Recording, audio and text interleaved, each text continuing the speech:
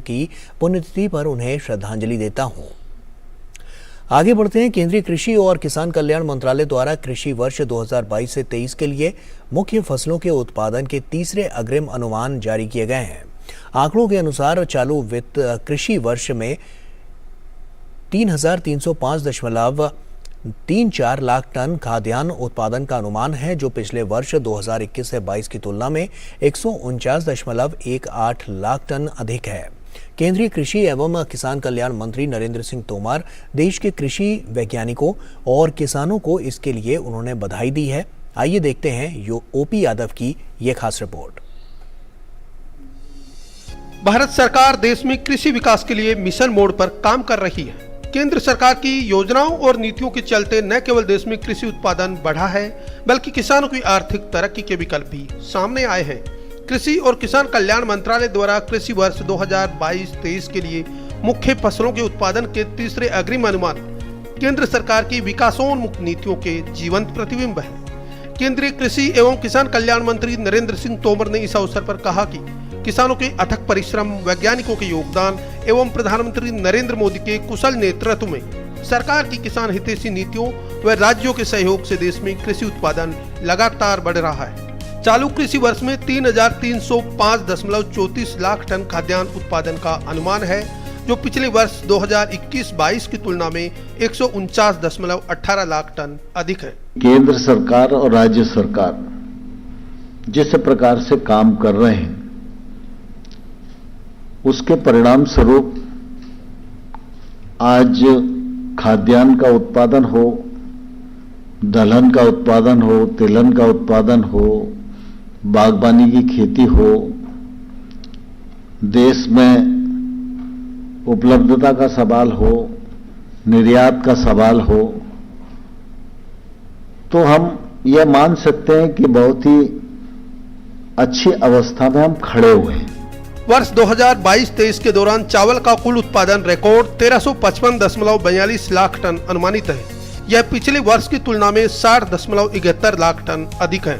देश में गेहूं का उत्पादन रिकॉर्ड 1127.43 लाख टन अनुमानित है, जो पिछले वर्ष के उत्पादन की तुलना में 50.01 लाख टन अधिक है। वर्ष 2022-23 के दौरान देश में मक्का का उत्पादन रिकॉर्ड 359.13 लाख टन अनुमानित है, जो पिछले वर्ष के उत्पादन की तुलना में 21.83 लाख टन अधिक है। पोषक अनाजों यानी श्री अन्न का उत्पादन 547.48 लाख टन अनुमानित है, जो पिछले वर्ष की उत्पादन की तुलना में 36.47 लाख टन अधिक है। मूंग का उत्पादन 37.40 लाख टन अनुमानित है, जो पिछले वर्ष के उत्पादन की तुलना में 5.74 लाख टन अधिक है। 3,305 टन की करीबन उत्पादन हुआ है, तो मतलब 149 टन का अधिक बढ़त मतलब खाद्यान्न का हुआ है। तो चावल को ले गए थे 1,127 टन तक हुआ है, तो उसमें कुछ 60 टन का है। मक्का ले लें 350 टन की हुआ है, तो उधर भी 20-22 टन की बढ़त है। तो ये है कि बढ़त तो हो ही रहा है, उसमें सरकार की नीतियों की काफ़ी मतलब उसमें अनुदान या मतलब कंट्रीब्यूशन तो बहुत जरूर है। वर्ष 2022-23 के दौरान कुल दलहन का उत्पादन 275.04 लाख टन अनुमानित है, जो पिछले वर्ष के 273.02 लाख टन उत्पादन की तुलना में 2.02 लाख टन अधिक है। सोयाबीन तथा रेपसीड एवं सरसों का उत्पादन क्रमशः 149.76 लाख टन एवं 124.94 लाख टन अनुमानित है, जो पिछले वर्ष 2021-22 की उत्पादन की तुलना में क्रमशः 19.89 लाख टन और 5.31 लाख टन अधिक है। वर्ष 2022-23 के दौरान देश में कुल तिलहन उत्पादन रिकॉर्ड 409.96 लाख टन अनुमानित है, जो पिछले वर्ष की तुलना में 30.33 लाख टन अधिक है। वर्ष 2022-23 के दौरान देश में गन्ने का उत्पादन रिकॉर्ड 4,942.28 लाख टन अनुमानित है। 2022-23 के दौरान गन्ने का उत्पादन गत वर्ष के उत्पादन की तुलना में 548.03 लाख टन अधिक है। कपास का उत्पादन 343.47 लाख गांठें तथा पटसन एवं मेस्ता का उत्पादन 94.94 लाख गांठें अनुमानित है।